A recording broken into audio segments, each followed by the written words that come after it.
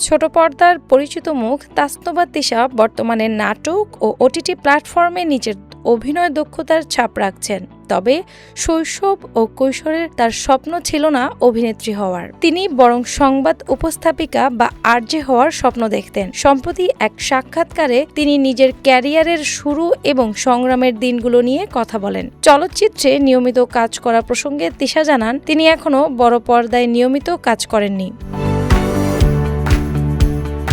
কিছু ওয়েব ফিল্মে কাজ করলেও সিনেমায় স্থায়ী হওয়া নিয়ে তার কোনো নির্দিষ্ট পরিকল্পনা নেই। তিনি বলেন, বড় প্রযোজনা সংস্থা বা ভালো গল্প পেলে তবেই সিনেমায় কাজ করার বিষয়টি সম্ভব। তার ভাষায়, সিনেমা একটি বড় মাধ্যম, এটি হুট করে করা যায় না। নিজের শুরুর সময়ের কথা স্মরণ করে তিনি বলেন, তখন পড়াশোনার পাশাপাশি কাজও করতে হতো। সেই সময়টা ছিল তার জীবনের একটি কঠিন ও স্ট্রাগলিং সময়।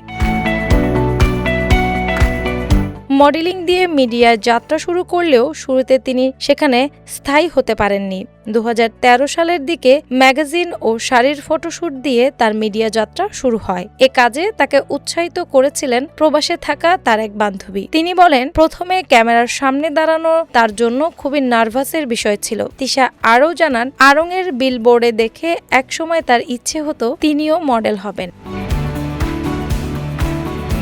কিন্তু পরে তিনি মনে করেন মডেলিংয়ের নির্দিষ্ট শারীরিক কাঠামোর সঙ্গে তিনি পুরোপুরি মানানসই নন। তাই তিনি সেই পথে বেশি দূর এগোননি। তিনি বলেন, ছোটবেলা থেকেই তার নিউজ প্রেজেন্টার হওয়ার প্রবল ইচ্ছা ছিল। টিভির নিচের স্ক্রলিং নিউজ পড়ার অভ্যাসও ছিল তার। এছাড়া FM রেডিও চালু হওয়ার পর আরজেদের কাজ শুনে তিনি অনুপ্রাণিত হন। রেডিও ফুর্তি ও রেডিও ট্যুরের উপস্থাপনা তাকে বিশেষভাবে আকৃষ্ট করত। তিনি বলেন, তখন কখনো ভাবেননি তিনি অভিনয় জগতে আসবেন, কিন্তু সময়ের পরিক্রমায় তিনি এখন অভিনয়কেই নিজের পেশা হিসেবে বেছে নিয়েছেন। আজ তিনি নাটক ও ওটিটির মাধ্যমে দর্শকদের কাছে পরিচিত মুখ হয়ে উঠেছেন।